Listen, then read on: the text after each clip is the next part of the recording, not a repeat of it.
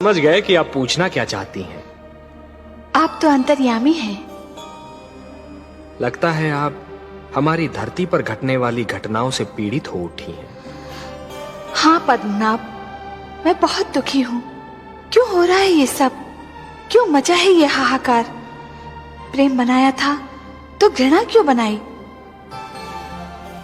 जो हो रहा है, हो सकता है वो वही हो जो स्वयं विधाता ने लिखा हो।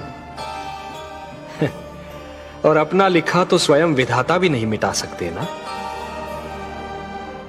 हे महादेवी, हो सकता है कि यह मानव की परीक्षा हो, उसके कर्मों की परीक्षा हो।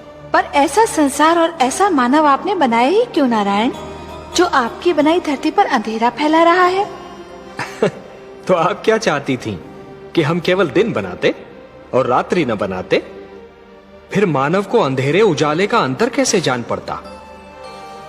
विष न होता तो अमृत की महत्ता कैसे जानी जाती? पुष्प के साथ कांटे न होते तो पुष्प के सौंदर्य को कौन जान सकता? पतझड़ न आती तो वसंत ऋतु इतनी सुहानी कैसे लगती? हमने मानव को बनाया है देवी। मानव इतिहास को बनाने का कार्य हमने अपने हाथों में नहीं रखा, वो तो उसी पर छोड़ दिया है। अभी तो उसे अपनी शक्ति का आभास हुआ है।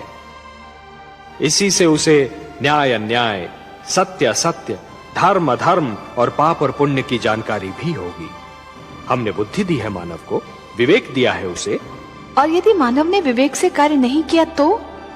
यदि धरती पर रात्रि इसी प्रकार दिन को निगलती रही तो? अंधकार प्रकाश को डसता रहा तो? तब क्या करेंगे आप?